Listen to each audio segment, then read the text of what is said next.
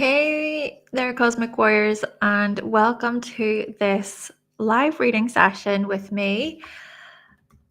Thank you for being here. I'm just gonna wait a short moment for others to tune in, and I'm just gonna get everything prepared. Thanks for being here. It's Wednesday, Mercury Day, and Mercury is retrograde, so I really hope that there isn't any mishaps, miscommunication, technology issues. Let's hope.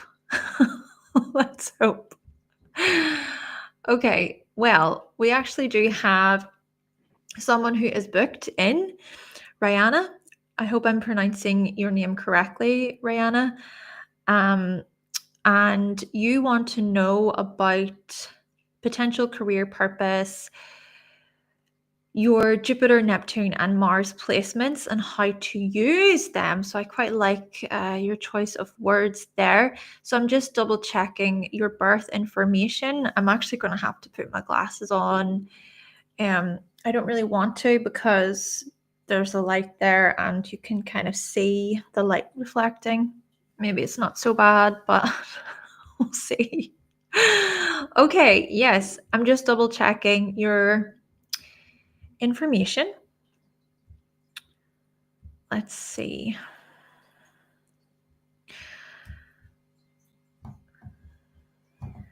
So, yep, got that. Okay. I'm pretty sure we're all good to go. So, here is your chart. And Rihanna, if you're in the audience, great.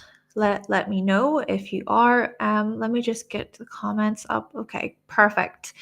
And even if you're not, this video will be available. And just same thing to anybody who does book this evening, the video will be up. Okay, so exploring your chart here. So you want to know about potential career and purpose first and foremost, Rihanna. And so if you just give me a second and I will look through your chart.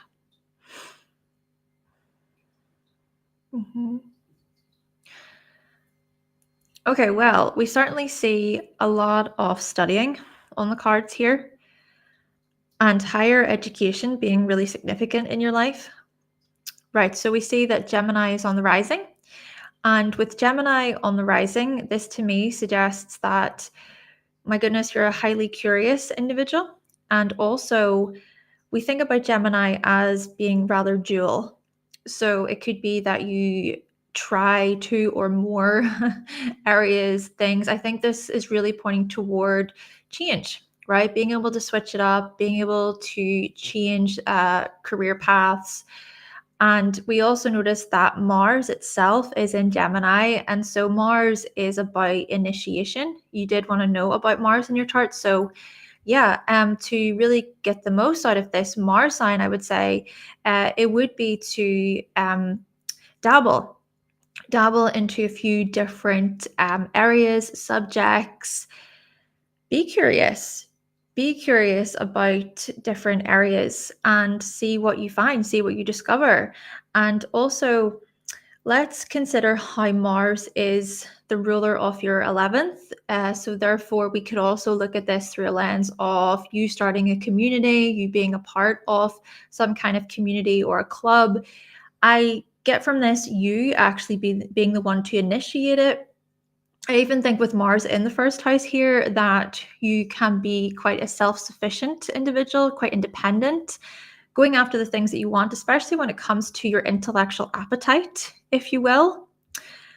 And so just to highlight here, folks, the instructions are in the description, okay? But I'm just going to continue on with Rihanna's reading, and I will explain it further if you have any issues.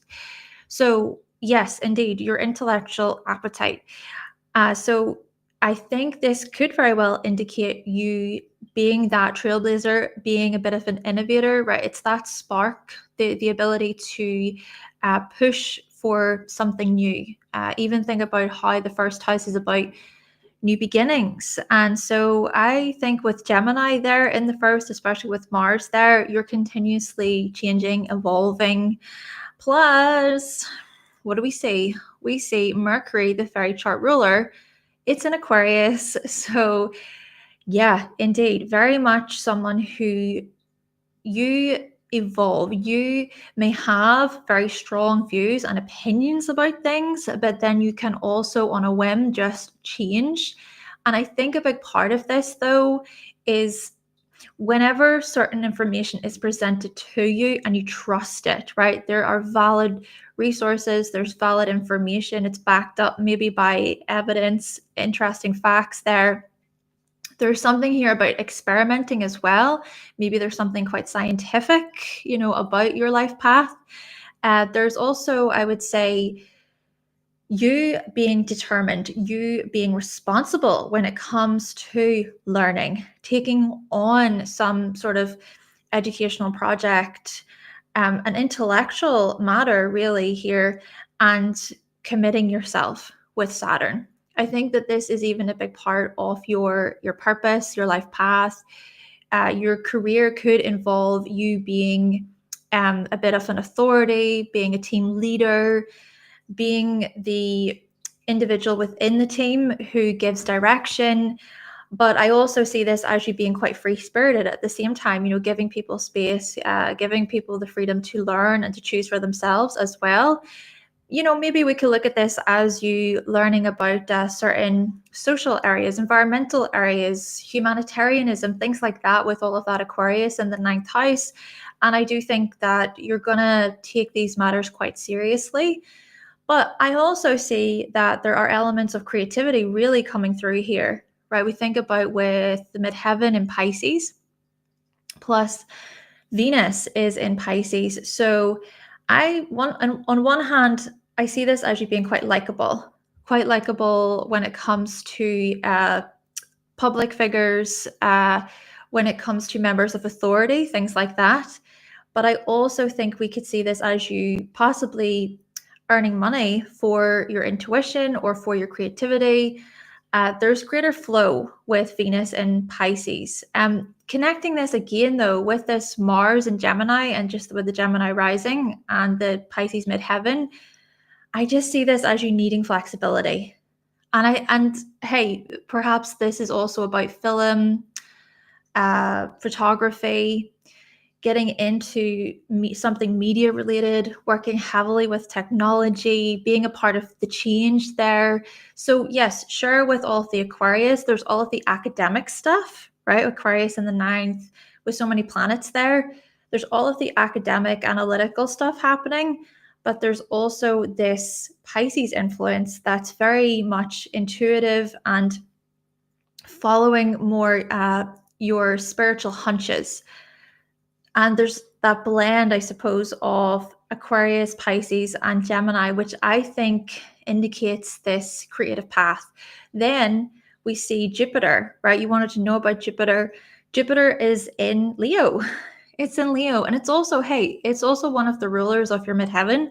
And Jupiter in Leo in the 3rd, oh my goodness, it's like whenever you speak with intention, and there's a lot that you may want to share. I think this is also possibly about your communication coming across as quite entertaining, very engaging. Honestly, what I'm really getting from this is you perhaps public speaking, okay? You really sharing your knowledge, what you learn with the world. You being a part of certain organizations or institutions where indeed you're a leader. Jupiter in Leo is also like, okay, I'm going to lead, but you're going to lead with warmth, with generosity, with patience, with nobility, with dignity as well. And again, I think with Jupiter in the 3rd, it just shows your thirst for knowledge, And what we also notice, of course, is that Jupiter is opposing Mercury. So maybe when it comes to how you actually articulate your thoughts, especially with Mercury in Aquarius, maybe it can be quite challenging. And maybe this is also where you study quite complex subjects or abstract subjects.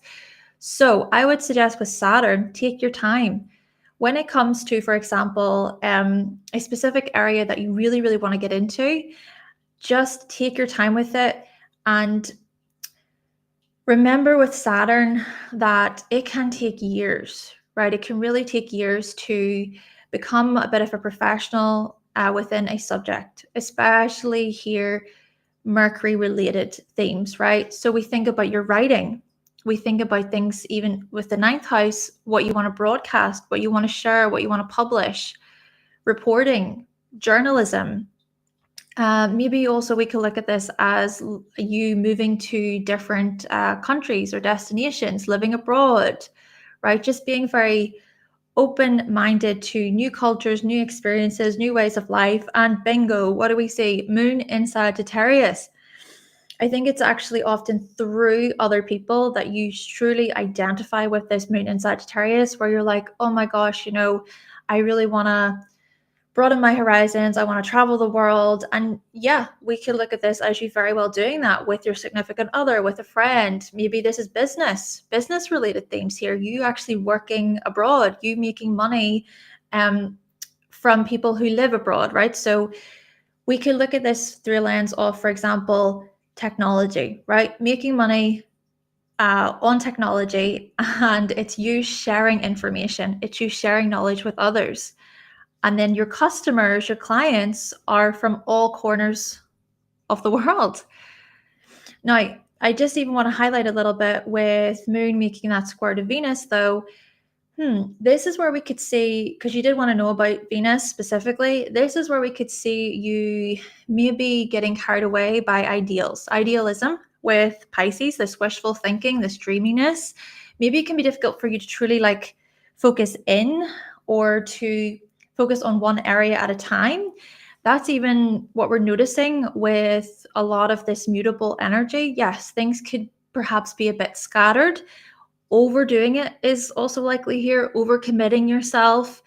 Boundaries could also be a bit of an issue here, but let's bring it back. Let's strip it back. Let's think about this Mercury Saturn influence. Mercury, again, being your chart ruler.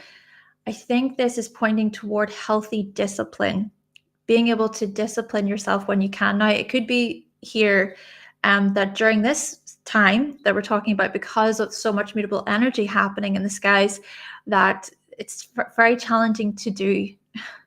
So I would suggest that whenever these periods come up, it is best just to sort of go with it, to see in which ways you're inspired, to see what new ideas come up. Even think about it this way: Jupiter is transiting your first house here, Rihanna. And so, hey, this is an opportunity for you to learn, to grow, to see, okay, well, what else do I want to learn about? What am I interested in? What gets me excited?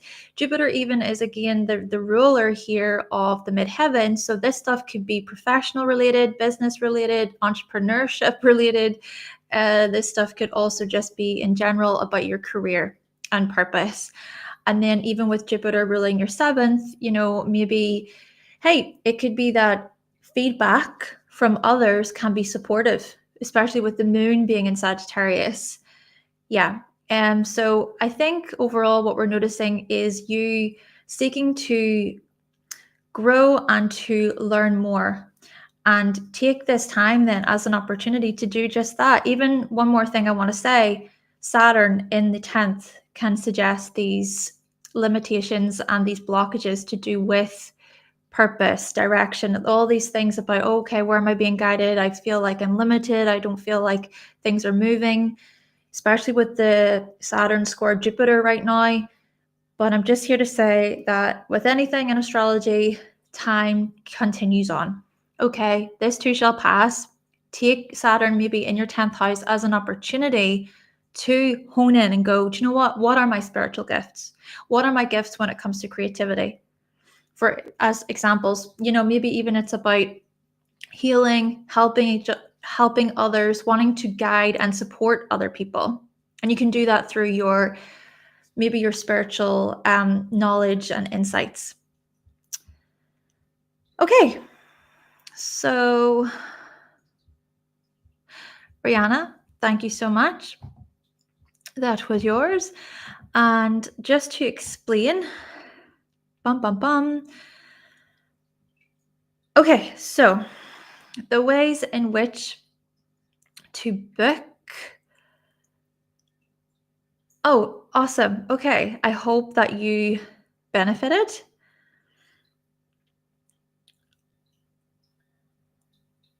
And yes, so the instructions are below. Basically, the information is in the description box. So you just send payment through the link, and then make sure that you provide your time of birth, date of birth, and your place of birth, and then we go from there. I maybe recognize here that doing this during a week day evening may not be the best. Maybe realizing that perhaps weekends are better to come on. I guess just even with where most of you live, things like that, most of you are coming from, it's, what would it be? It's now 6:20 here. 5, 4, 3, 2.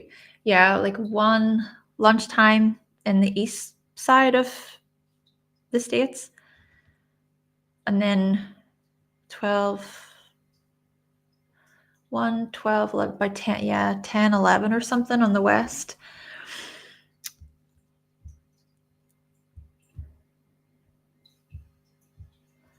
But if the weekend suits better, I can do that.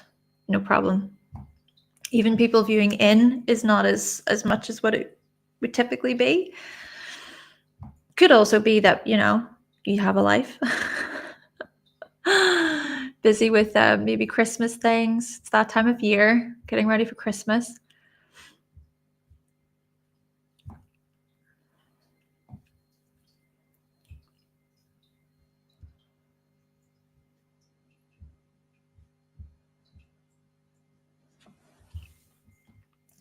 So, oh, there's a storm happening in Canada. Your internet connection is really bad. Oh well, I hope that the storm isn't dangerous or super major or anything like that, and I hope you're okay. So if you want to ask a question, you need to go to the link below, submit payment. It's $25 per question for me to read your chart, and then we'll go from there.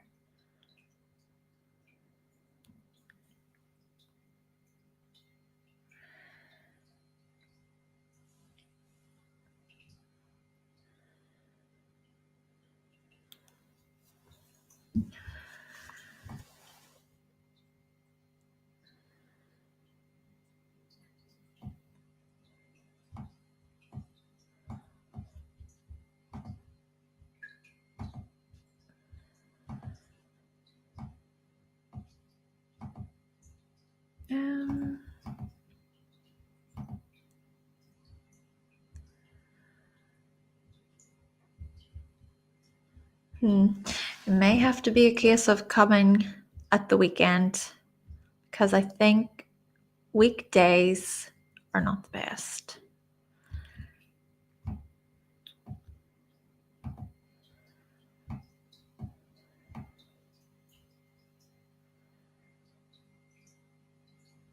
And Rihanna, I hope that you find your reading to be helpful.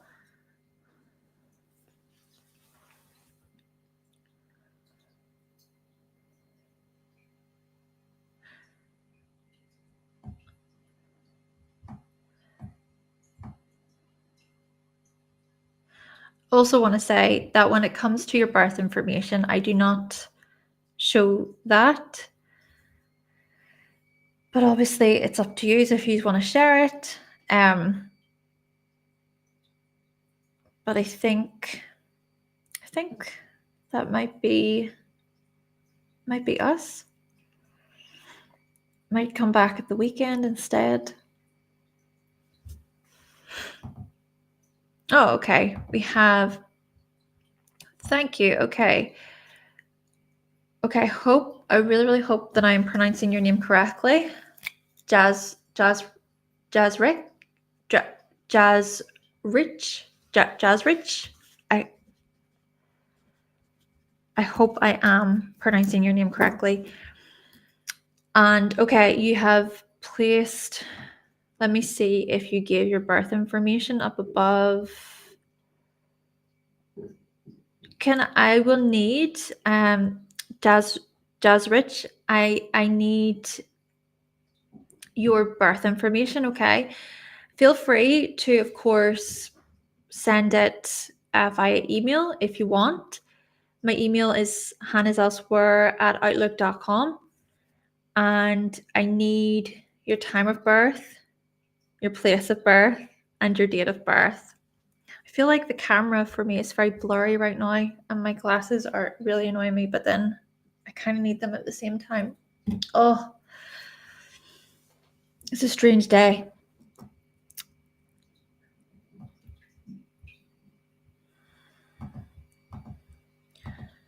Yes, I hope you got that okay. I just need your time of birth, your date of birth, and your place of birth. Also, let me know if you have a question.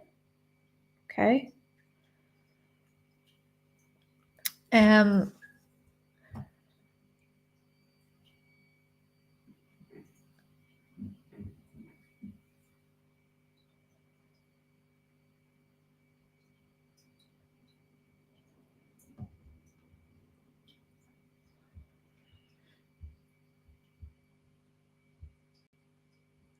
Okay, we have another one of you who has booked.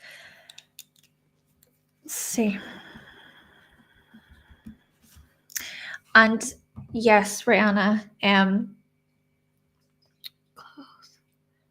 Jazz Raj. Jazz Raj. I hope, yeah, okay. Okay, I think I'm pronouncing your name correctly now. And Rihanna, to answer your question, we're already moving on then with other readings for this one, but it's completely up to you what you want to do there.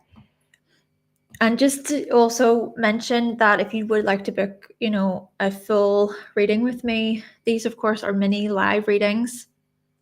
If you want to book a reading with me, you can visit my website, hannahselsewhere.com, and you can book through there. But I'm just going to take note here. So, Jazz Raj, I need your time, place, and date of birth.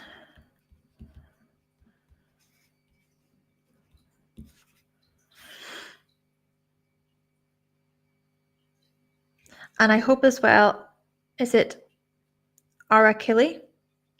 I hope I'm pronouncing your name correctly too. So I'm just taking note here.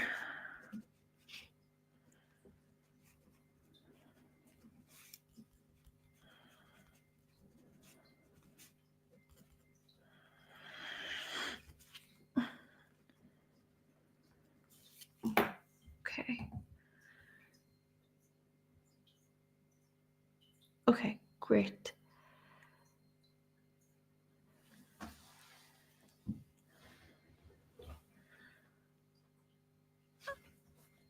Ara Sally. Oh my god. Ara Sally.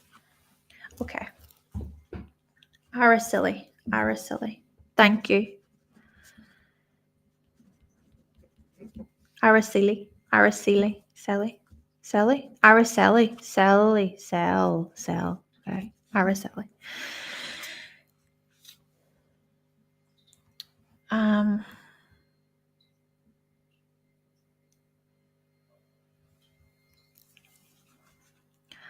So I still need your time, place, and date of birth. If you do want to email that information to me, you can, but I will need that information. I can go on with the next chart reading if you need some time.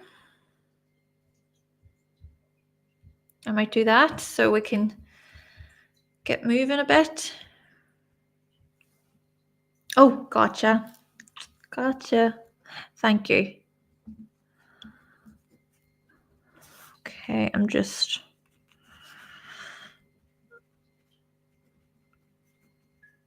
Okay, great. I'm just entering your information. And Van, thank you so much for booking. I'm just jotting down your name.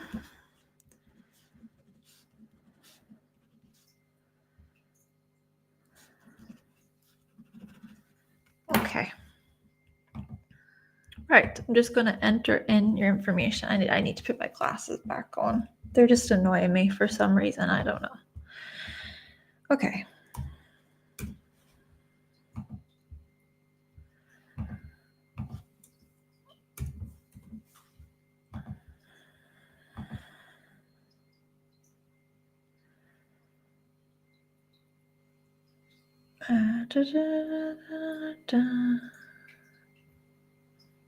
Yeah.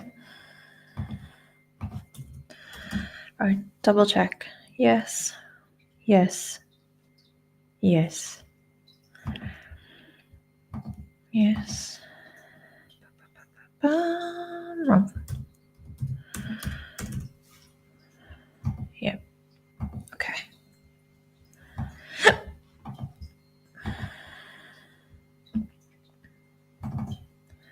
Yep.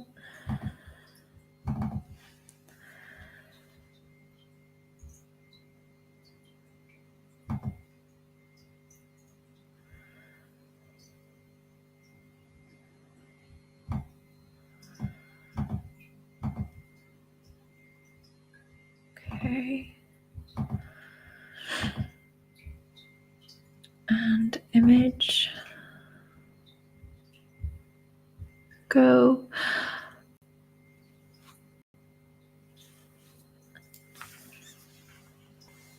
Okay, so Channel 40, you want to know about self-worth, and how you can pursue your new career without worrying about external opinion. Okay, so that's obviously linked to self-worth. You're starting work as a therapist, but it's against your family and your community enmeshment trauma. Okay, well, let's think here, Channel 40, about this Cancer influence happening in the first house. And sure, okay, we could look at this as you being quite a caring, nurturing, thoughtful person. I think, especially with the sun being there, the sun is so much about how we shine. It's about our vitality, purpose as well. So, with the sun being in Cancer mixed with that Cancer rising, I just think that what makes you feel quite good in many ways is being able to support others. So this is about you working as a therapist, and what a perfect sort of role then, what a perfect position to have. But you see, there's more to this, because the chart ruler itself, the moon, that is in Aquarius in the 8th, and the 8th house can be about things like psychology, therapy, counseling, diving into those deeper parts of ourselves, the hidden facets of ourselves. So with the moon in Aquarius, the Aquarius is very much about community, humanitarianism, friendship, things like that. So the moon in Aquarius to me suggests that you really show up in these caring and supportive ways, when it comes to the likes of psychology, right? And with Saturn also being there, my word, this further indicates to me the hard work. I mean, the amount that's required from you, I'm sure, is massive, and the amount of dedication and responsibility that is necessary as well. And to think about it too, you carry a lot of weight there. You carry other people's emotions. You need to hold that space for other people's emotions. And then Mercury itself, Mercury is in Cancer too. And so we see you being able to communicate in this empathetic, reflective, caring way. I also even see it as you being able to perhaps help people, when it comes to their own emotions, especially their own emotional blockages, with Saturn further than being in the 8th house. And On a personal level, though, I just want to highlight that yes, Moon in Aquarius here is can be it can be an indicator of the rebel. And I just find it really interesting that what you've really addressed, or what you've brought up here, is this enmeshment, the enmeshment with family. But and you're saying you're starting work as a therapist, but it's against your family, against community. Moon in Aquarius says, hey, you know what? I am going to do my own thing. I am going to stand up for what I believe is right. So a lot of this is about independence, being a rebel, being a bit of a trendsetter as well. Being maybe the first within your family to enter this particular line of work, for example. But at the same time, I'm sure that can be a lot to carry, right? I'm sure that, when I really think about this in an emotional way, I empathize with you, because that's hard. It's hard to feel like you are so detached, or separate from the ones that you love in many ways. And to further add to this, well, we see that Chiron is in Leo in the second house. And you were asking about self-worth, right? And the second house is so much about our self-worth. Chiron here in the second suggests a wound, some sort of wound, a painful experience, or perhaps many painful experiences from the past, related to what? Self-expression, individuality, confidence, shining, standing out. So Chiron here presents this, well, it showcases, it symbolizes this wound. And the thing about Chiron is that Chiron is the wounded healer. So sure, it could suggest that when it comes to validation, we're seeing these struggles, we're seeing these challenges. But what I'm also getting from this is that you can be so gifted, so good at shining the light on other people. This is where we see your ability to empathize, to relate, to come in with your emotional guidance, especially, the sun is the ruler of your second house and it's in Cancer. So we think about these sensitive themes. But then we also see this as Chiron is about turning our wound into wisdom. So with Chiron opposite Saturn and this journey, this new chapter that you're on, which I'm sure it's going to be a long road ahead, I think it's going to be through other people's stories, other people's views, and their experiences, essentially, that are really going to even help you. How profound is that in many ways? Perhaps unintentionally so. It's not like you're going out seeking this, you're not seeking this influence, this ability. But I think, I just can't help but think that it's through your line of work, it's through your mission, your purpose, that you're going to learn so much about your own healing, about your own confidence. And I suppose that's the thing too. Just remember, and maybe I'm just being a bit practical, I'm trying to be practical as I say this, but whenever we do start a new role, position, a new job, a new career path, that can be scary. It can be. It's a whole new world. It's a whole new chapter. Even Pluto, right? Pluto has entered into your 8th house, and we're seeing these transformations, right? But we're also seeing potential fears and this kind of, oh my gosh, it's sort of like before that final push, before you enter into the new scenario, the new event, there are those feelings of, oh no, I don't know if I can do this. I don't know if I can do this. But actually, remember, you can. It's just trying to sort of remind yourself that you can. And I think even a part of it with Chiron and Leo is to be able to go, do you know what? Yes, I'm going to do amazing. I know that perhaps I've been hurt. I've been ridiculed for how I've expressed myself in the past, but actually what I have to offer as an individual is pretty great. And I have even the information to prove that, if you will, through things like your studies and your accomplishments. Though what I also want to mention is just that tricky thing when it comes to self-worth. And it's that thing of, our self-worth being tied to our accomplishments, to what we achieve. Maybe that's something just to be mindful of. We can look at it as, sure, respecting what you've achieved, respecting where you're at, but at the same time, being able to value yourself regardless of what you have achieved, that you are a unique individual and you're worthy of love. Right? That love piece, self-love, even with Leo there too. So very, very interesting. And the last sort of thing I want to highlight about this is the fact that transit Pluto is at 0 degrees and it's making that trine with, boom, Venus.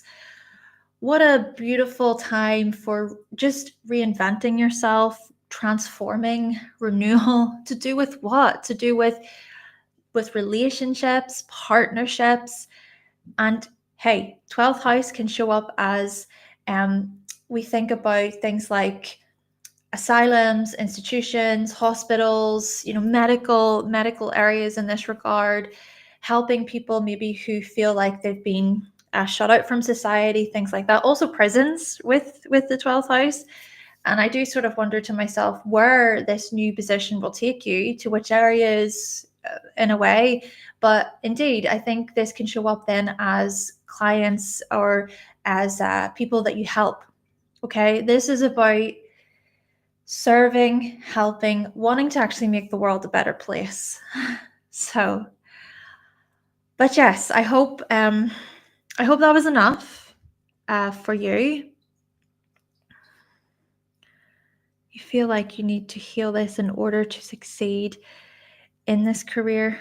That's interesting, because I feel as if it's, and this to me, and this is just my own sort of view on this, and obviously I don't know your personal situation, but I'm kind of looking at this and seeing that perhaps it's actually by entering into this career that there's so much that you're gonna get from that, right? Yeah, it's external. Indeed.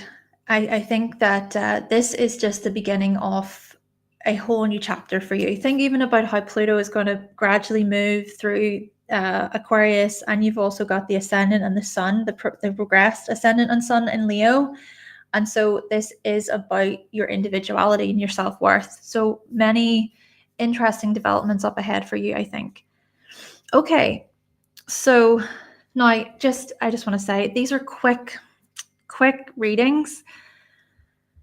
And if you would like to book a complete session with me, you can visit my website, hannahselsewhere.com. We can maybe get into more detail, make things a bit more thorough, things like that. But we're going to move on. So, Ara Sally. Again, I hope I'm pronouncing your name correctly. Okay.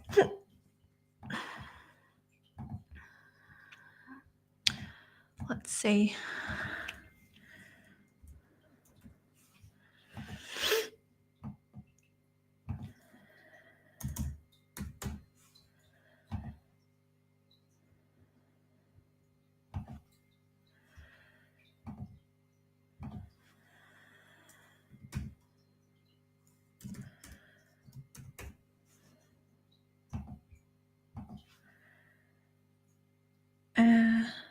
Yeah.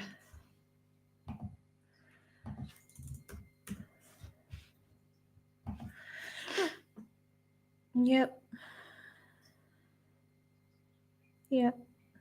Okay.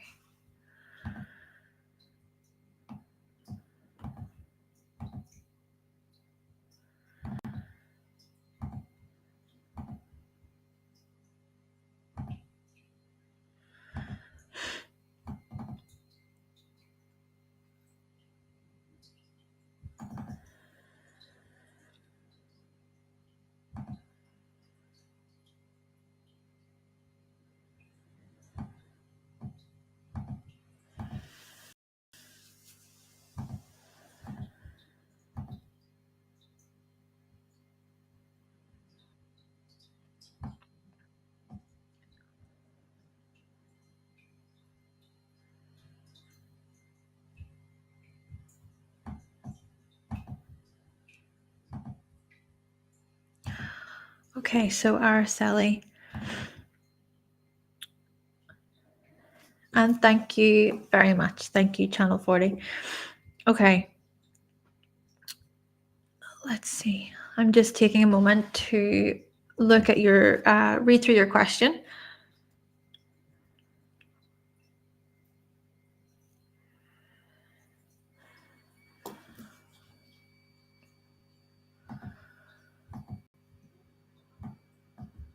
So unique career strengths.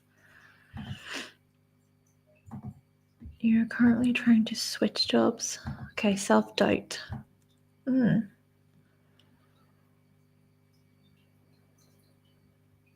Interesting, okay.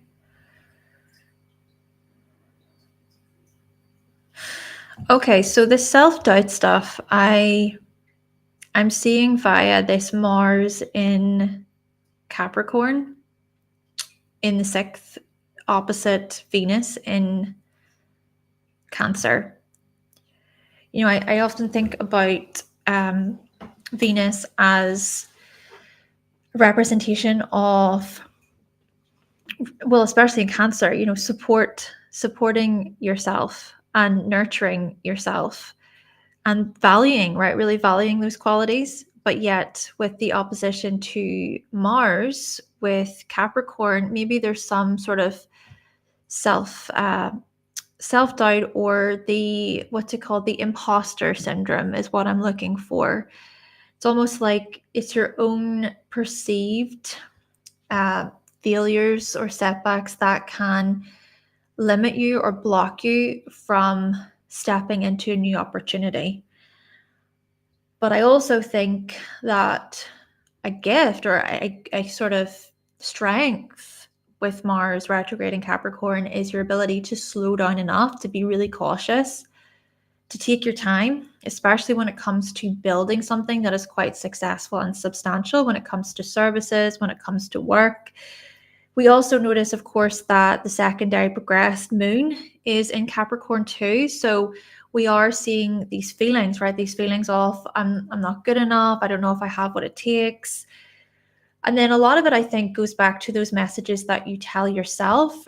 We think also, again, with Venus in the 12th, you know, the 12th can point toward phobias, fears, perceived, you know, things that we perceive to be there. You know, we think about imagination and how we can fabricate things. So maybe there is some of that happening. You know, maybe there is this imaginative part of you that is clouding, you know, clouding your views, clouding seeing things clearly, seeing things practically, realistically. And yet it is that Mars in Capricorn that is so much about, okay, well, I want to build something that's useful. I want to build something that stands the test of time. And I want to show up in rather committed, disciplined ways when it comes to work and my services. So there is that. And I think with your career strength, my goodness, you can, well, you can certainly show that dedication. I see this as you being the type of person who you're going to take the long road, even if, yeah, if it's hard, if there's a struggle. I think you're still gonna take on the challenge. And sure, okay, Mars is retrograde, but I think during those periods whenever you're ready to initiate, the times whenever you've, you know, after a period of, okay, I've really taken the time to go over this plan, this next step. So whenever you actually do start to move forward with that plan, we see your ability to follow through.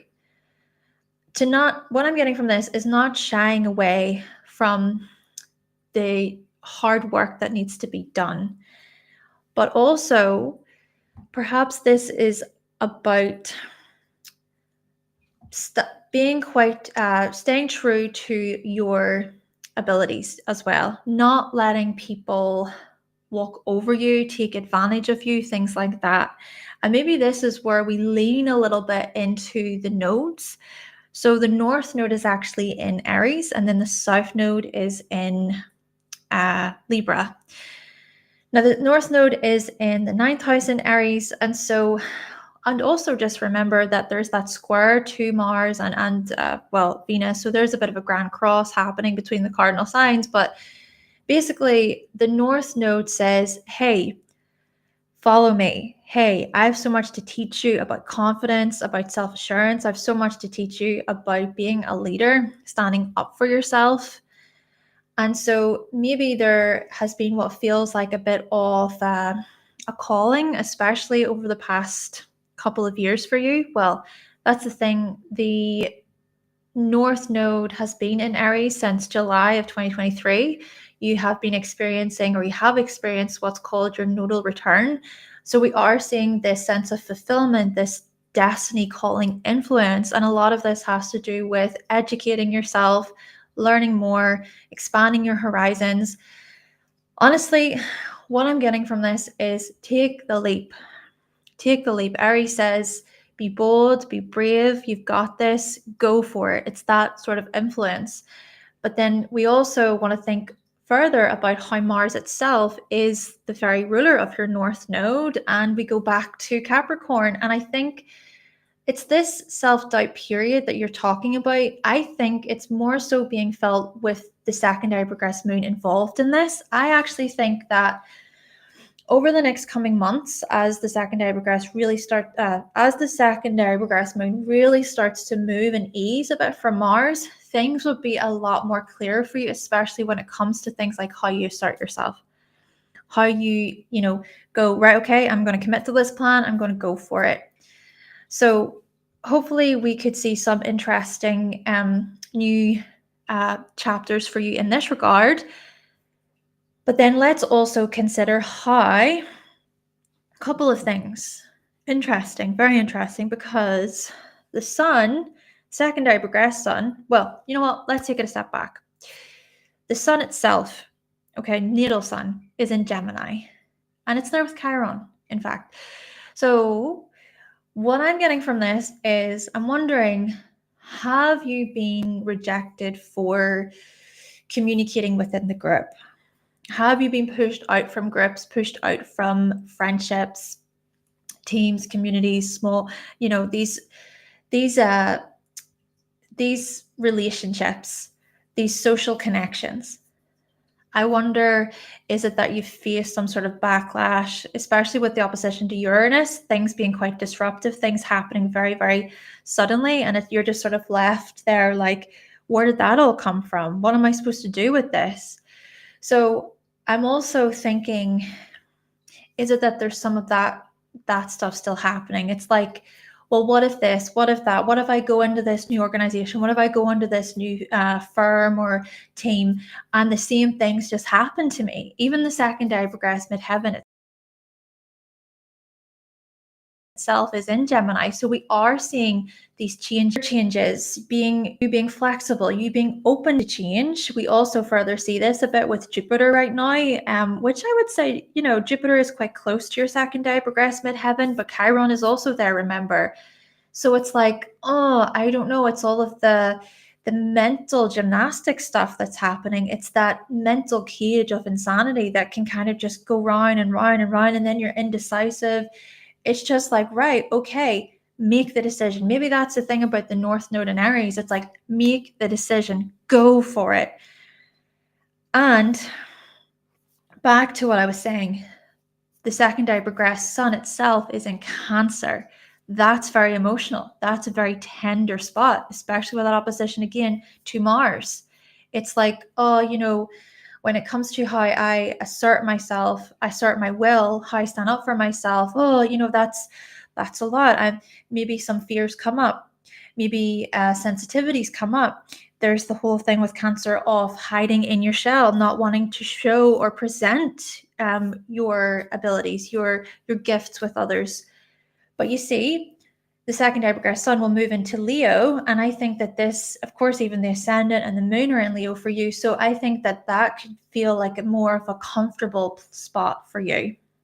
I think change is upon you in this way. And what's important to keep in mind, when it comes to challenging situations, challenging times in life, it's that yes, things will eventually turn. And it's also about being able to, at times, I would say, sit with uncomfortable feelings and emotions. And that could be something that's coming up for you. To be able to do that.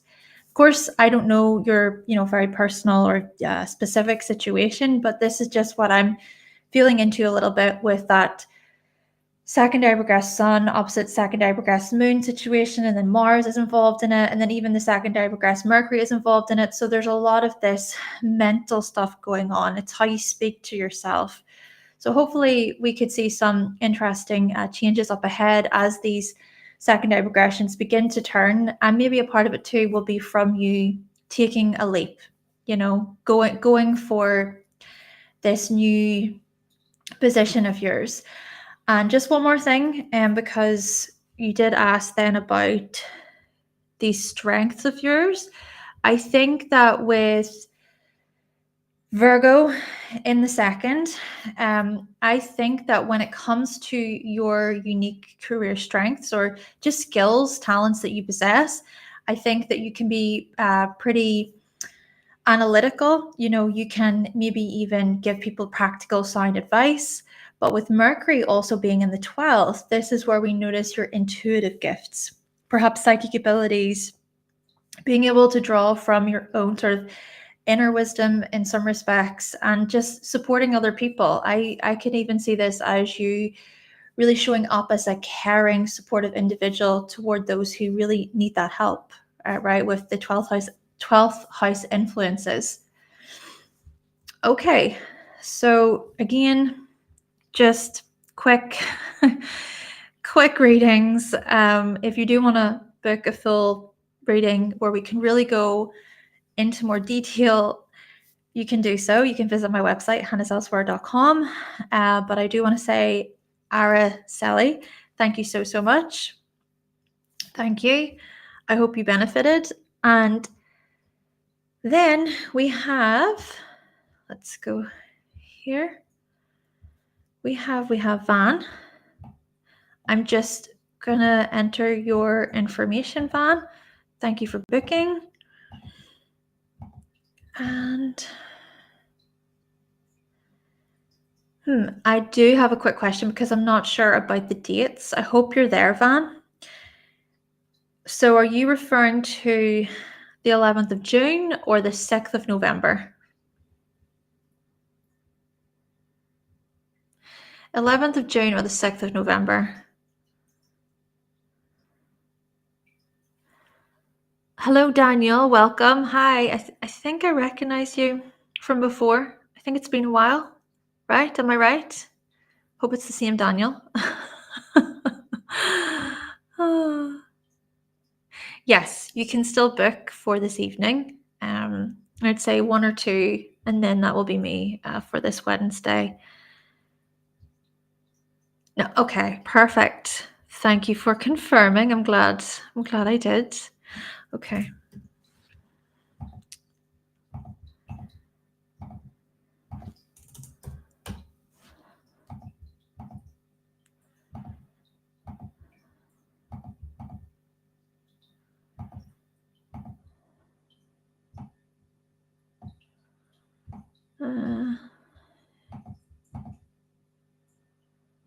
B.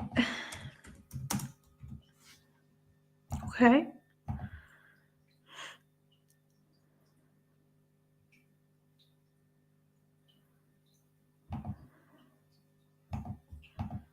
No, yeah, okay.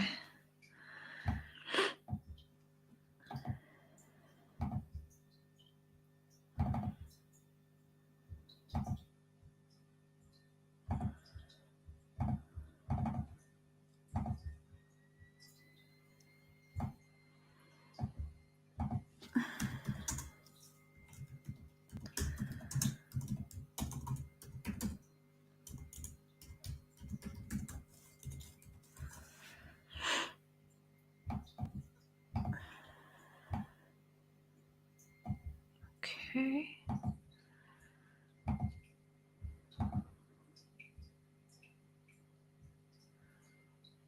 Oh yeah, it is you, Daniel. Oh yeah. Well, I hope you're doing well.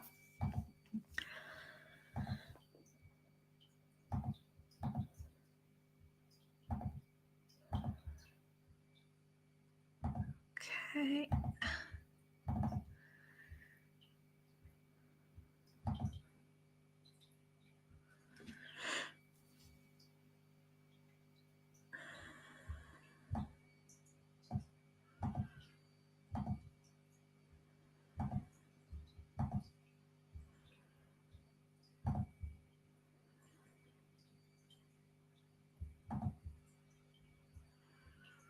Okay. All right, so Van, and also just to clarify that the instructions, so how to book this evening, is found down below. I'll even just check here in case anybody else is booked and I haven't noticed, because that was something that came up the other day. Let's see. No, we got everybody. Okay, great. Great. Okay, so Van, you want to know about career-related areas. You're thinking of making a transition, few jobs in mind, entrepreneurship, things like that. All right. Well, first thing that's jumping out of me is the fact that you have this Scorpio stellium in the second house. And so the second house can show up as the ways in which we make a living, really, how we earn money. And with the North Node there, what I'm about to say, I think, is very much about your purpose, your direction, your life path. So we can look at this as you working with large sums of money with Scorpio. We can look at this as you investing. It's fascinating to me that you mentioned entrepreneurship. Entrepreneurship. And the sun itself could indicate that self-employment, right? And then to also further add, the very dispositor of all of that Scorpio is Mars. And well, one of them is Mars. And Mars is in Leo in the 11th. So indeed, we could see this as you very much being a leader. This could be a part of your hopes and wishes for the future. Maybe, hey, this could be you starting a company, starting a firm. Maybe such a company or an organization is related to performance, creativity, drama, theater, things like that.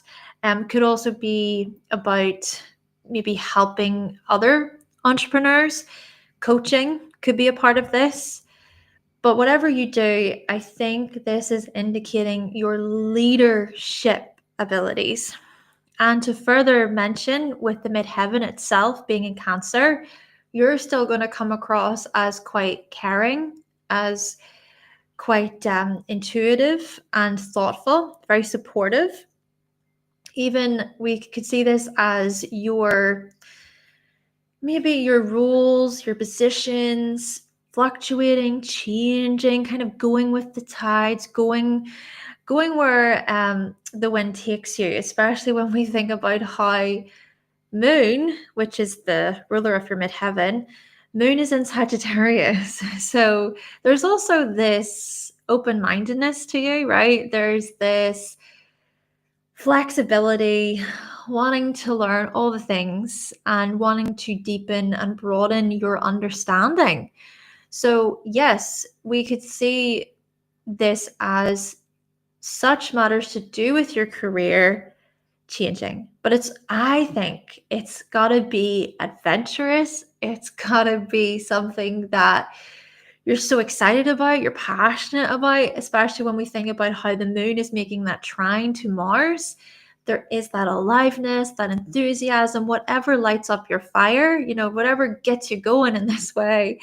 And here's the really interesting thing, just to further say, it is that, well, we have Mercury retrograde currently happening in Sagittarius, and we have Mars retrograde currently happening in Leo. And sure, okay, Mars retrograde may not be near your natal Mars, but it's fascinating to think that these planets are in Leo and Sagittarius, sort of indicating a period where you're reviewing, okay, right, when it comes to teams and my group involvements, what changes do I want to see there? And a lot of this is about you, right? It's about the self. It's about your individuality, your independence, self-reliance. Again, it goes back to leading. But I'm also going to say with Leo, right? Leo can also be this very warm, generous sign. So we could also look at this as you feeling inspired, inspired to want to maybe help other people, be a team player. Maybe especially this is about bringing people together into this shared space where it's supportive, there are like minds, but maybe as well you can challenge each other in some ways. Honestly, what I'm getting from this is starting some kind of group or club, or even possibly doing charity work, right? With the 11th house, charity work, raising money, volunteering, starting a cause, starting a movement. There could even be some forms of activism here with Mars in the 11th house.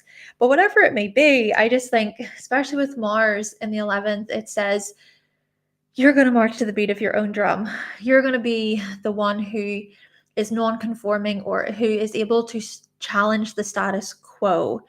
And then when we bring this back to Moon in Sagittarius, this especially with Mercury being retrograde in your third house, this is an opportunity then for you to go over, right, what about my roadmap? Where am I headed? What do I want out of life? What is my next adventure? What is the next step forward for me? It's just a good opportunity for you to go over these areas, to think about, okay, well, what truly speaks to my heart? And I think that's even a big part of it with Mars and Leo. A lot of this is about the heart. Truly, where do you feel called to and aligned? And to further even say, to have the moon in Sagittarius suggests to me that in actuality, an emotional need for you is freedom. An emotional need for you is to have that space to roam. So all in all, what I'm getting from this is I think we're looking at travel being a big part of your path. We can look at it as well business focus at the same time with all of that Scorpio. We see the entrepreneurship themes, but we also see how the entrepreneurship stuff or the leadership stuff is very much about research, investigation, just even transforming the lives of others through your insights. We could also perhaps look at it as you starting some, non-profit organization, being a humanitarian as well with Mars. Again, we go back to Mars in the 11th. We also see this as you diving really deeply into helping other people, right? It's like, okay, someone comes to you with a problem, with an issue, you're going to want to solve their problems. Maybe this stuff is related to money, finances. Maybe it's related to their emotions, their emotional blockages, helping people maybe move their emotions in this way, release their emotions, any pent up emotions. You can maybe be that guiding force, be that teacher. Hey, Jupiter also in the second, making money for teaching, for mentoring. And I'm also going to mention just here that Mercury is in Libra. So you're also going to give pretty sound, balanced input. I think that, sure, you've got all of this intensity with Scorpio, the passion, a lot of passion. You don't do things half-heartedly, I don't think. But whilst all of that is happening, Mercury in Libra brings some balance. It brings some level-headedness in a way. It keeps you, I think there's this ability to be rational and to communicate in ways where, okay, you really listen intently to other people and you really put the focus, right? You can focus in on others and see how you can support them.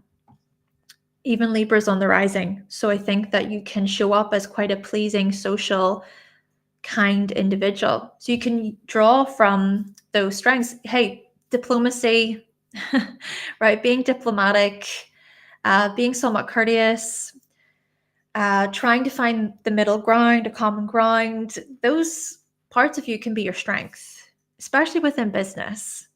Yeah. Okay, so thank you, Van. I hope that was enough for you. I hope that was okay for you. And okay, yes, brilliant. Thank you so much. And we have another in for this evening. We have Nicola. Thank you. I'm just going to enter in your information.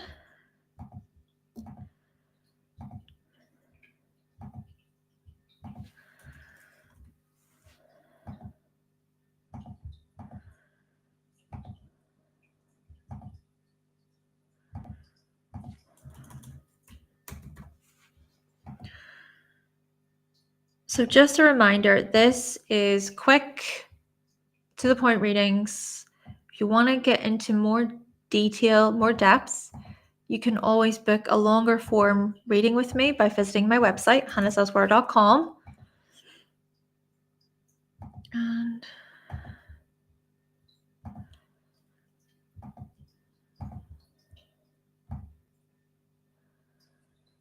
I think I have enough for one more this evening, and then we'll cut it off at there.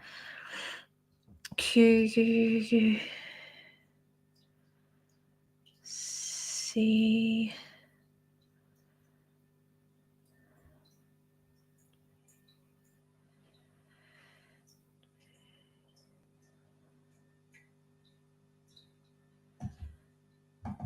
Yeah. Got it. Yep. Yep.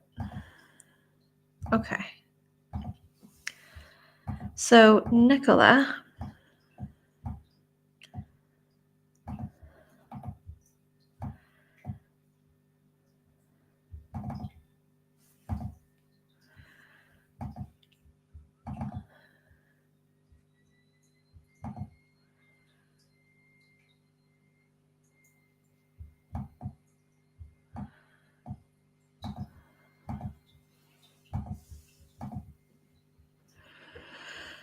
Oh, great, Van.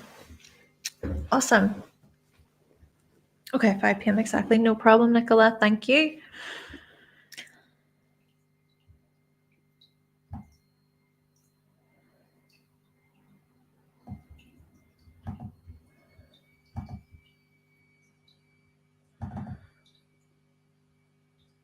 Okay, here we go. All right.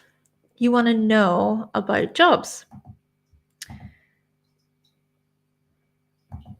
Okay, what's happening when it comes to work? All right, just give me a moment. Let's see. Some timing techniques here. Oh, so we have another. Let me just change my title so I can say that I'm fully booked this evening.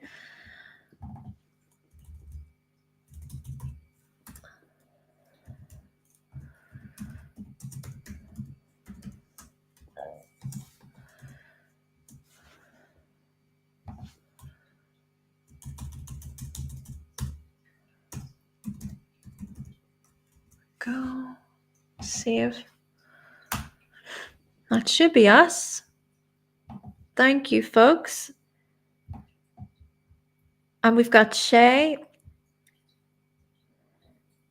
I remember you from was it the most recent live? Was it on Saturday? Or I can't remember if it was Saturday or the week before. But yes, great. We'll have a look at your questions after. So that is the title edited. So we're fully booked. And I'm just going to have a look here, Nicola, at certain transits for some insight. So a lot of this is about work, the job situation.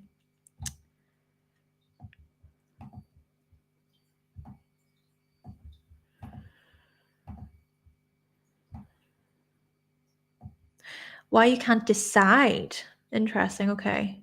You can't decide on one. Also, getting one. What comes to my mind whenever I see the question, just first and foremost, is I am curious about the kinds of jobs that you actually are interested in. So, you're saying about deciding on jobs, what have you looked into? I'm wondering there. But what we can do is we can draw from your chart to maybe get some insight into, okay, what could you be good at? What could you potentially get into? And well, first of all, you've got rising and moon in Aries.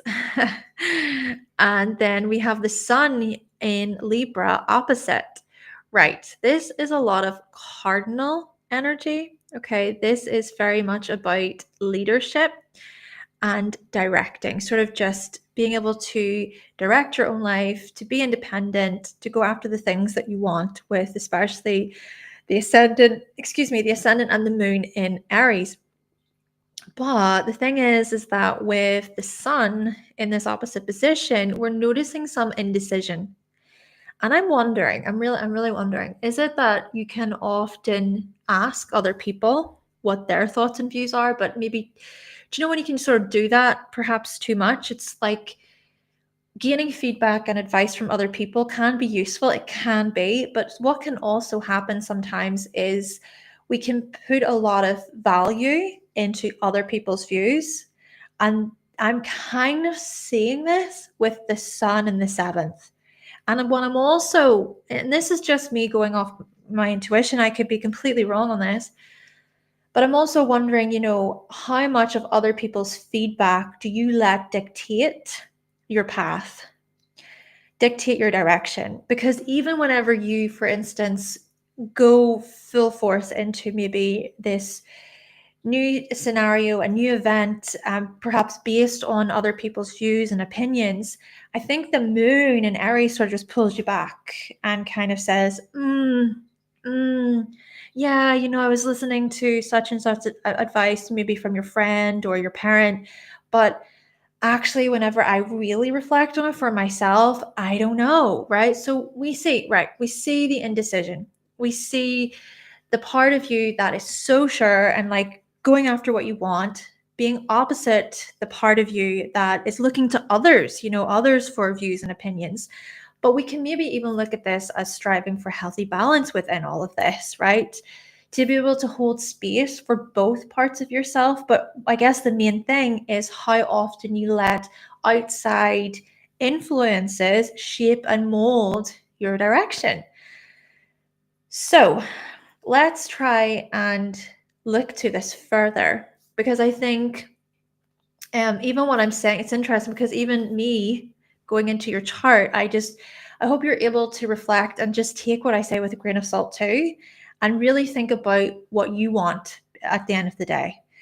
So maybe this is something just to draw from with that moon in Aries. But even on that note, with this Aries rising, with the moon there, my goodness, I think that you can come across as quite an inspirational person. I see this as you being willing to take risks, to be a trailblazer, to push yourself beyond your limits, and to follow things that, yeah, you're passionate about. It's like you embracing this inner flame, the fire within.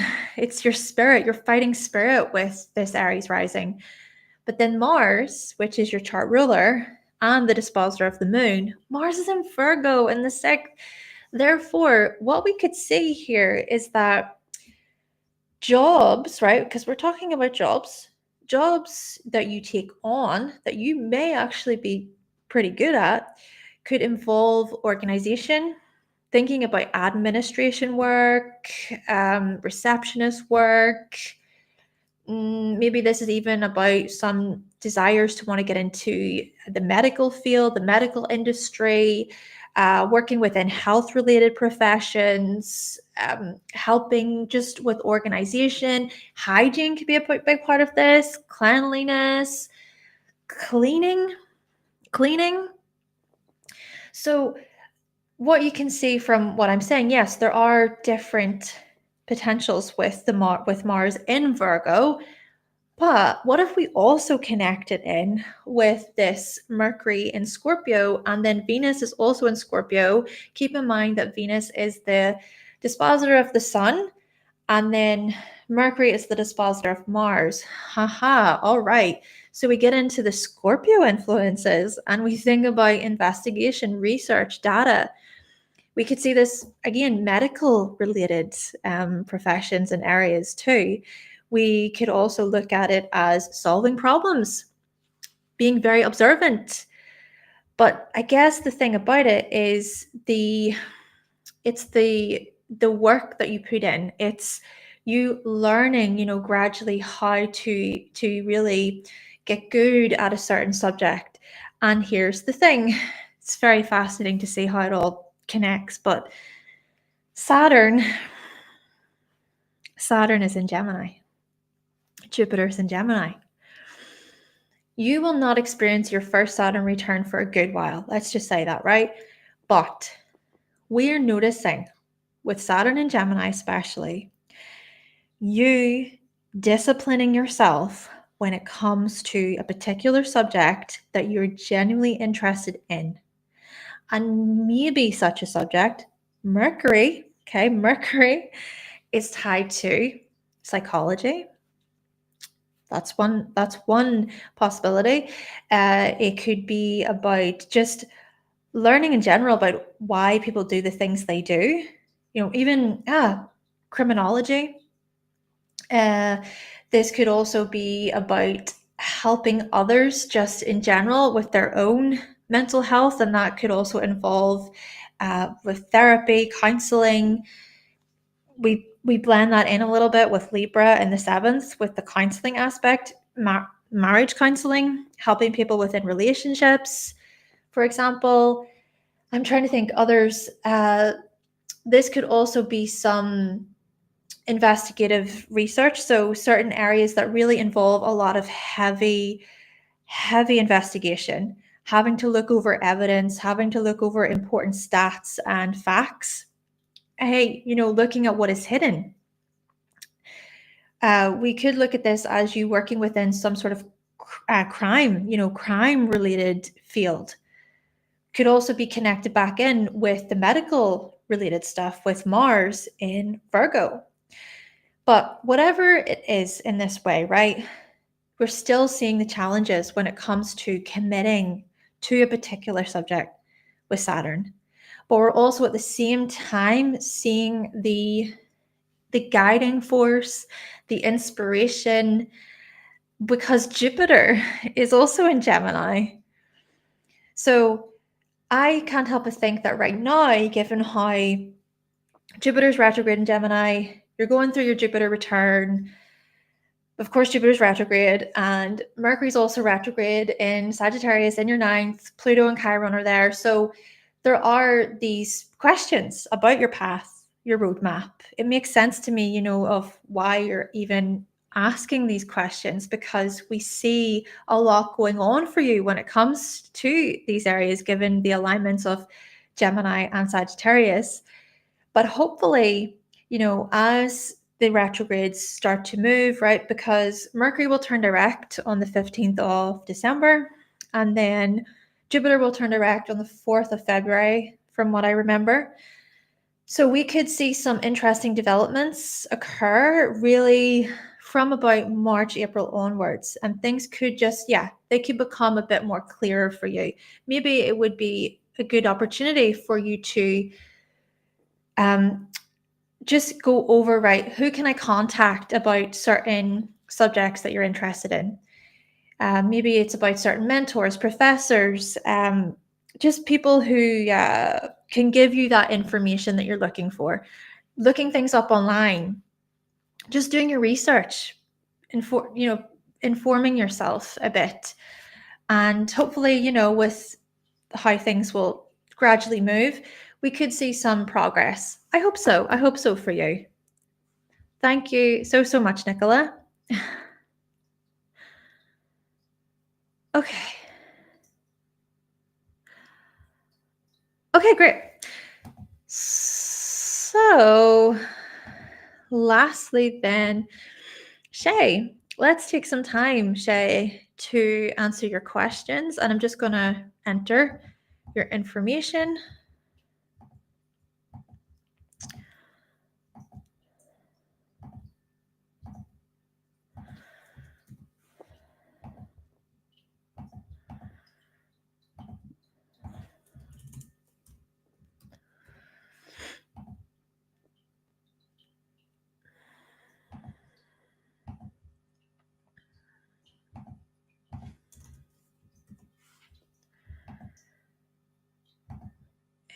Yeah.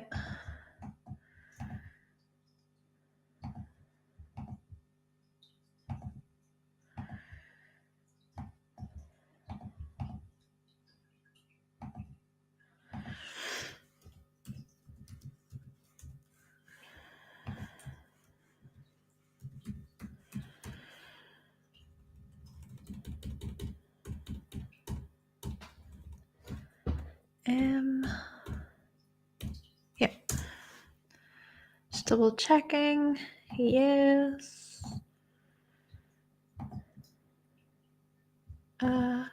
Yeah.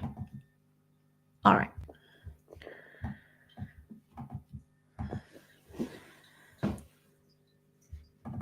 Yeah.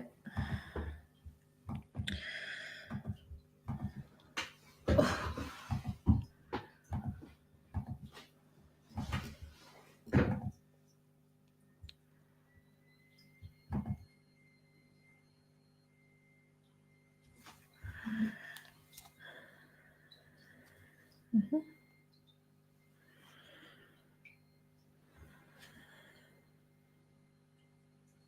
Okay.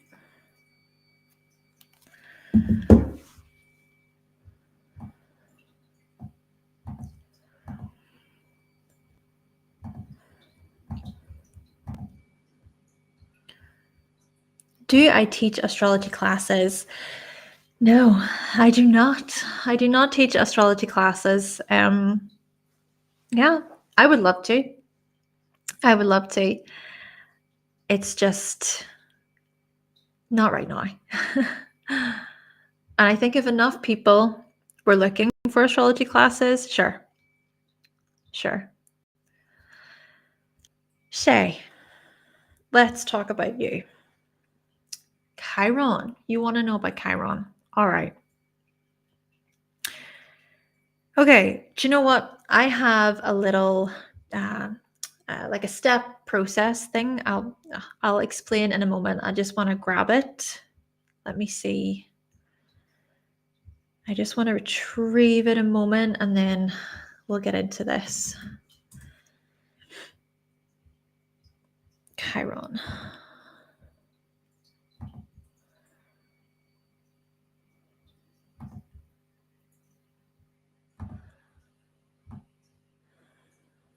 Chiron, looking for you.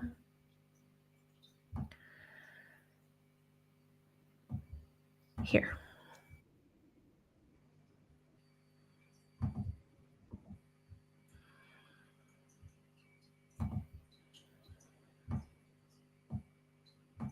Okay.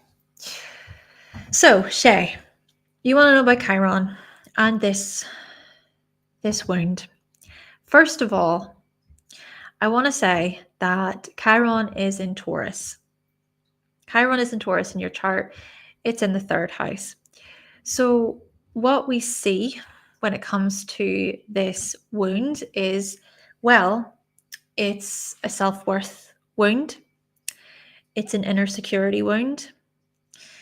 It's perhaps even like a bodily wound, something related to the relationship that you have with your physical body. There's also a wounding here to possibly to do with your communication, right? Gifts, talents, skills related to communication and how you can be practical, practical there. And so what we're seeing is you possibly being rejected or ridiculed for you offering practical advice, just as an example. And maybe there's also some kind of wound to do with just communication in general, learning. There could also be some like a wounding to do with learning. I think about, for example, you not really feeling like you were given that support, not really given support when it came to education and learning. We especially see that, of course, with Chiron making that square to Mercury in the 12th house. And so you perhaps feeling isolated, you locking yourself away, you separating yourself from other people. Now, naturally, sure, we can also look at this as you, Shay, enjoying your solitude too, okay? Needing that space in actuality to rejuvenate, retreating when you can. We especially see this with the secondary progressed moon, which is traveling through your 12th house and will continue to do so for about 2 to 2.5 years or so. So all of this is to say, my goodness, what a time period it will be for you to really reflect, dive deep into your unconscious, connect with something more on a spiritual level, perhaps. Even the moon itself, right, the secondary progressed moon I'm referring to, will start to square this Chiron influence. So we could see a lot of healing happen for you. But here's the thing. There is, well, I came up with this quick, well, I wouldn't, it's not literally quick, but there are stages. In my view, there are stages when it comes to Chiron. So let me just look at your date of birth. I'm just taking my time, which I hope is okay with you. Okay. Just checking annual perfections as well. Just trying to grasp a full picture of what I'm looking at. Excuse me. Okay. And then yes. So there are stages. There's the first stage, and the first stage is more aligned with your younger self. So you maybe being a child, a teenager, even in your early 20s, I would say before the age of 25. So we could see this stage as with, Chiron being in this position. As I was saying, there could be some wound to do with your self-worth. And that could have came about maybe via siblings, classmates, neighbors, feeling rejected, feeling ridiculed by these individuals within your life. Hey, we could also look at this as an actual sibling or classmate or peer of yours, and it's them that have actually felt inadequate, or they've suffered themselves with rejection or feelings of inadequacy. And maybe you have been this individual who has sort of supported them through their own healing, for example. And we could also then naturally look at it as, like I was saying, a wound tied to communication or learning. But then we get to the second stage, and this is more the Virgo stage. And I would say still you're in this stage that I'm about to talk about. And the second stage when it comes to Chiron is addressing the wound. It's diving into the unconscious. It's diving into the underworld, so to speak, and looking at the wound, looking at it instead of fearing it, instead of running away from it. And I also think that this is further highlighted with this secondary progressed moon of yours in the 12th. What I'm getting from this right now for you, Shay, is you are diving into your unconscious. You're really wanting to make sense of things. Addressing your shadow is a big part of your position right now. And even to further mention, Pluto, let's remember, Pluto is now at 0 degrees in Aquarius and has just entered your 12th, right, with the transit Pluto. So what I'm going to say is try not to force, try not to rush. What's important to keep in mind, especially with the Pluto transit through the 12th, is that you can't force change, and that it's important to take your time, especially with Chiron in Taurus with this wound. There is a slow moving energy when it comes to Taurus, maybe a part of this, you know what, is about this nervous system regulation, is knowing how to just slow it down to move with intention. Maybe this is where we're going to see more of the healing properties, the healing stuff to do with Virgo, because the second stage is, and I'm saying Virgo because Virgo kind of aligns with the second stage. The archetype of Virgo aligns with the second stage. So it's about acceptance, healing, forgiveness, forgiving yourself, compassion, and integration. So I think what's important to remember is to be slow and intentional. Maybe this could be some useful, practical things that you can do, perhaps on a day-to-day basis, as a way to support yourself, as a way to help yourself. And then what we'll see is that the third stage will come. And I would say that the third stage would be more in your 50s and beyond sort of thing. And this is where Chiron sort of turns into the sage. It takes on more of that Sagittarius archetype, where it's about guiding, mentoring, teaching, helping others, passing on your wisdom, gifts, and lessons to other people, maybe as a way to guide other people. So indeed, we could see some interesting new developments happen for you over the next, good coming years, of course, coming more into your 50s naturally. But where you're at now, I think it's important to be kind to yourself. And let me just think more here about, I want to explore more. Okay, Chiron is also making a sextile with the moon. Indeed, what we bring this back to then is comforting yourself. What I'm getting from this is self-soothing. Self-soothing, emotional regulation. This stuff, I think, speaks to the nervous system regulation as well. It's that sort of hand-in-hand element of this. It's both emotional and it's also about, your physical body. Also think of it as Chiron making the T-square influence to the North Node and the South Node in Aquarius. So what we can look at this as, South Node with Mercury. We could see this as you perhaps getting tangled up in your thoughts, anxieties, worries, being overly sort of analytical to an extent, or maybe detaching at times. I'm really wondering, is it that sometimes you can detach from your body?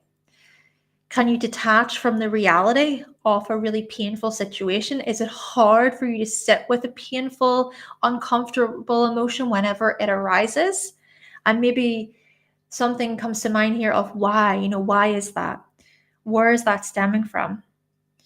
And naturally with the North Node, oh, hey, 2 seconds. Where is that stemming from? And I was thinking about the past. I was thinking about family and things like that. And hey, we've got Gemini in the fourth. I see in Gemini, Mercury itself is the ruler of the fourth. Oh, this stuff it's deep. It goes back years. I think possibly this is about memories, flashbacks. There's something here about the stories and the narratives that you tell yourself repeatedly. And it's with Mercury and Aquarius, maybe it could be where you get caught up in these repetitive thought processes, right? It's like stuck in the loop, replaying the past. This is what I'm sort of getting. And naturally, when it comes to actually actually addressing those things and really diving into them, I am not a psychologist, I'm not a therapist or anything like that. But what we could look at this as is you perhaps looking to professionals who can assist with anything that's going on there. So if anything does resonate, you relate with it, maybe this is where you can look to people who are more informed about these kinds of themes. Okay, back to the North Node in Leo. The North Node in Leo then is sort of saying, hey, look over here. I'm trying to remind you of how you can welcome this greater joy and happiness within your day-to-day life. I get that there's so much happening here behind the scenes. There's so much that maybe you're battling with, you're struggling with, and you can get caught up in these cycles. But maybe there is something here to be said about finding simple enjoyments throughout the day. Sixth house can be about those little mundane, just everyday things we do, rituals we make, routines we have. But hopefully, with the North Node in Leo, it's more about, okay, well, what is my heart saying? What is it that's really going to fulfill me? What do I enjoy? Maybe this is a part of the North Node story for you. It's about enjoyment, it's about individuality, being able to separate yourself, to individuate. And I can't help but think that a part of that individuality process where you separated yourself from your family, that was difficult to do. Interesting. Okay, so what good things might come your way in 2025? Let me just take some time to consider transits. So give me a moment, please, Shay. Thank you so much.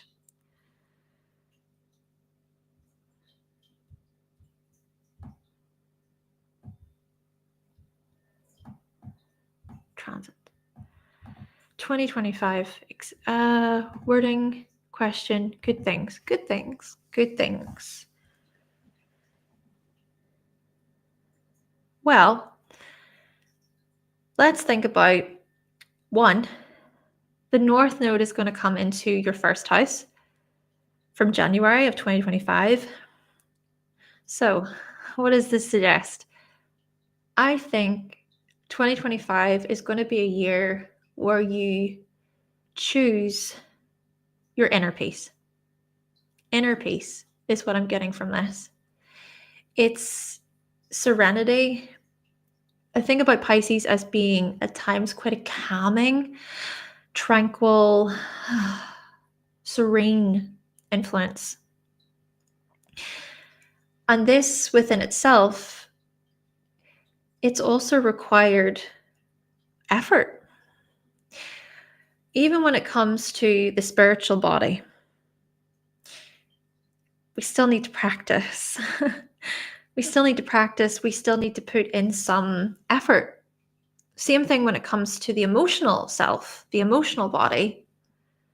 And I think Saturn in your first house since March of 2023 has invited such steps. I'm thinking to myself, have you joined significant clubs or groups where it's about those spiritual practices?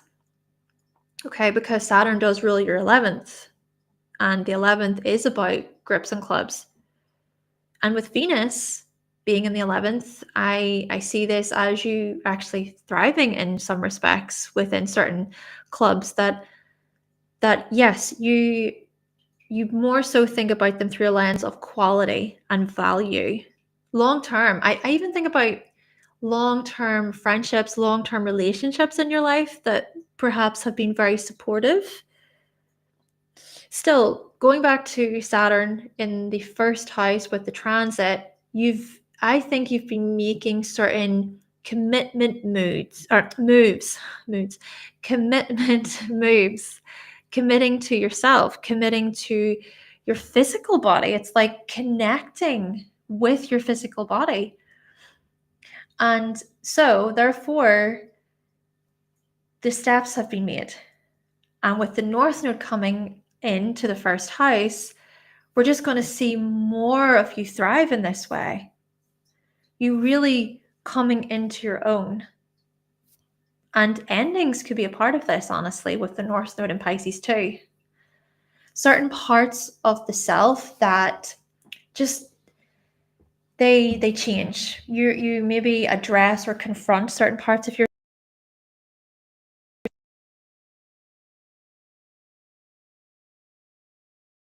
Hello? Sorry, my mic went out. I'm sorry about that, Shay. 2 seconds. I want to make sure I'm okay. I'm sorry. See, we went so far. Okay. Can you hear me okay? I hope you can hear me okay.